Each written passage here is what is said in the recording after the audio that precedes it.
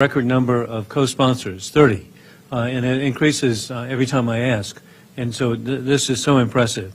I'm Joe Wilson, a member of Congress representing the 2nd District of South Carolina. And today I'm grateful to be joining with 30 other colleagues to introduce the National Right to Work Act for the 118th Congress. We're also pleased that the National Right to Work Committee, President Mark Mix, is here. His organization is crucial for the efforts that we have to get the legislation approved. And of course, Mark actually is a living legend, and he has been significant to provide really what was perceived to be the impossible, particularly for the young people here, the thought that there would be a majority of American states adopt a right to work law. That was never hypothesized, but the Right to Work Committee made that possible. Importantly, Senator Rand Paul is introducing the companion legislation in the U.S. Senate. Every American should have the power to decide whether or not to negotiate for themselves and their employer, and no American should be forced to pay union dues just to keep a job. However, when Congress passed the National Labor Relations Act in 1935, it established the concept of, quote, monopoly bargaining, end of quote, which enlists workers who want nothing to do with the union into abiding union rules, being bound by union contracts, and most revealing, paying union dues. As early as 1947, Congress tacitly admitted that this violates the rights of workers.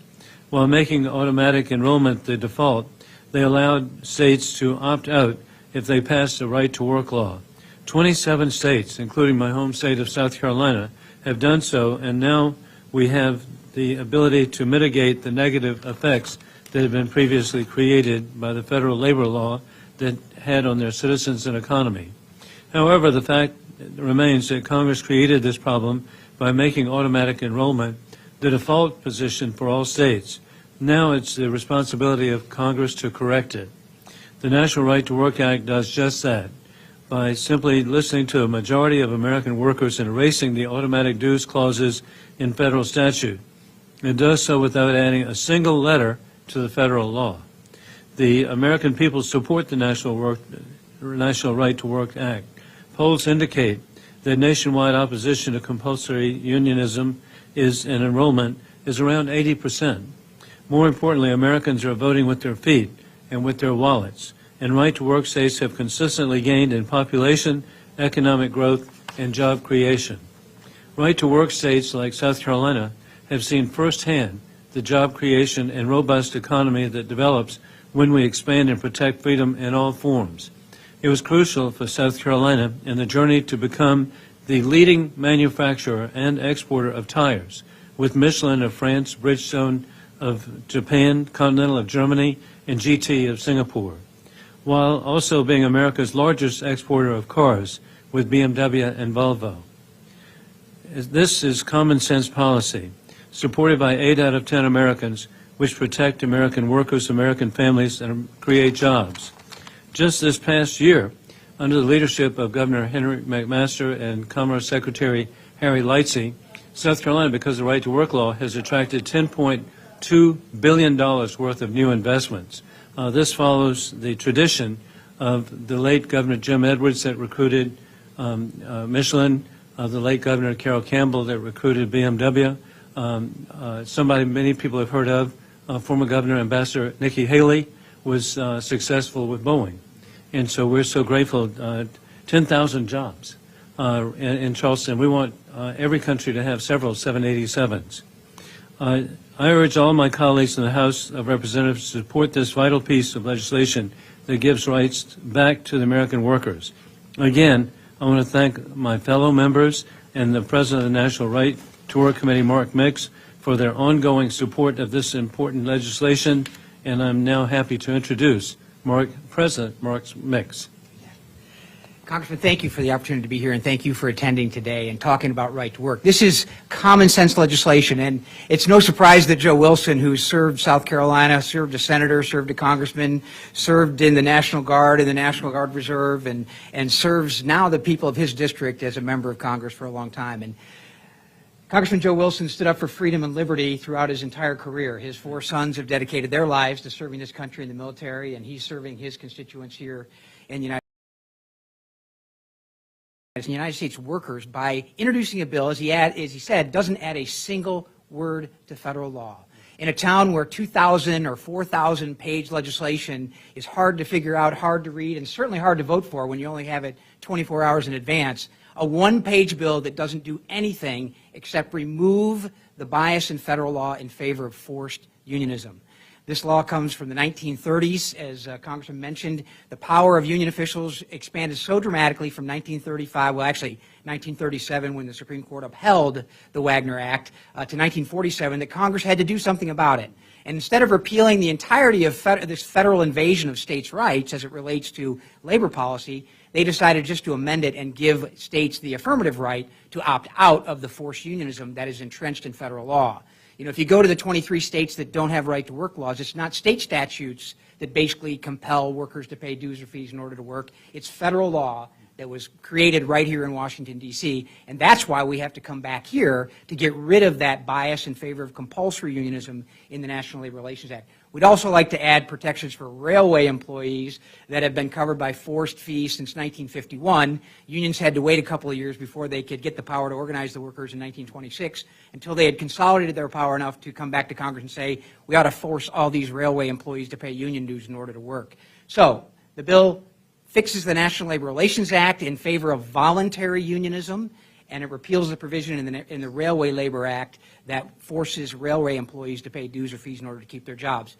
Good, solid legislation, large majorities of support, and we're honored to have Congressman Wilson as our sponsor of this bill this year. Thank you, Mr. President. I'd be happy for either of us to answer questions. And the President is too humble, and that is the right to work also is available to provide legal services to assist workers as they try to have their freedoms. And so in every way, the Right to Work Committee makes a difference on behalf of the American worker and people. Thank you. And Mr. Gizzi, you're here. Thank you. Thank you. Always management has run into trouble when Democrats are in power and have appointments to the National Labor Relations Board and the far less known but possibly more powerful National Mediation Board, which oversees, I think, railway, airplane, and other transportation workers.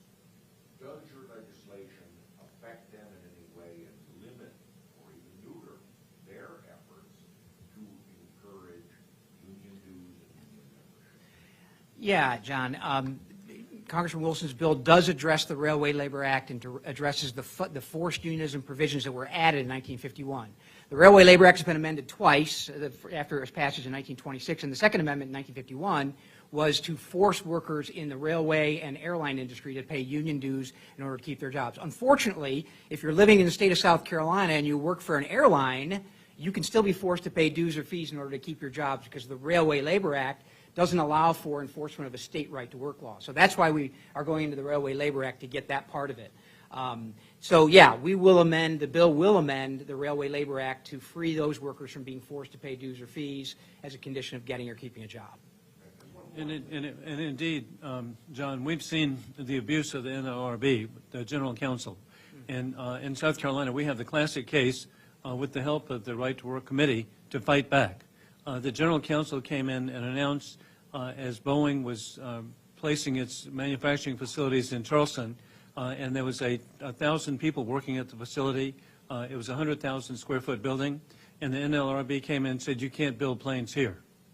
You'll be happy to know that that was highly offensive to Governor Nikki Haley, and joining in with Senator Tim Scott, Senator Lindsey Graham, with Congressman Trey Gowdy, myself, and we have a very positive and proactive Attorney General, Alan Wilson, my #1 son, and so, hey, we as a group sued them, and so ultimately it was successful. That's why there are nearly 10,000 people working at the facility in Charleston, building 787 jetliners. I urge you all to visit the holy city of Charleston, because when you do, you'll see the manufacturing facility right at the airport, and each of the tail fins is a work of art. They're not just planes. And so, Boeing is successful because we fought back, but the NLRB and the abuses that can occur, but I know that Right to Work was so helpful to the legal proceedings that were ultimately successful. How confident are you that this is actually going to get past the finish line, and what pushback do you see? Well, I'll be working with our leadership, and indeed, I'm just so grateful for the leadership of Speaker Kevin McCarthy. I was with him a few minutes ago. What a breath of fresh air. And so we will be working with the various committees that have jurisdiction. I look forward to working with, hey, we can't do any better than Chairwoman Virginia Fox. And so we've got good people who will be doing all that we can to get it through this year. And then you never give up. I mean, who would ever imagine that the Right to Work Committee would be successful having a majority of the states, 27. And so you just, it's an issue that's right, and so we'll keep fighting.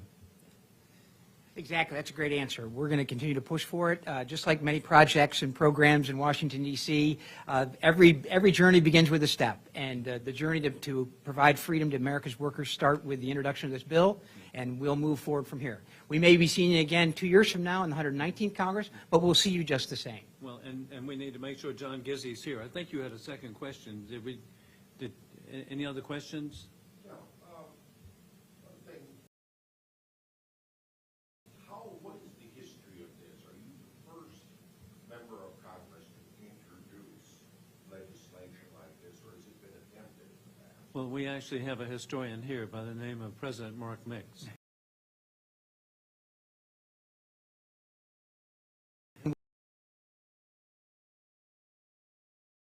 And Paul has been the sponsor in the Senate since he was elected.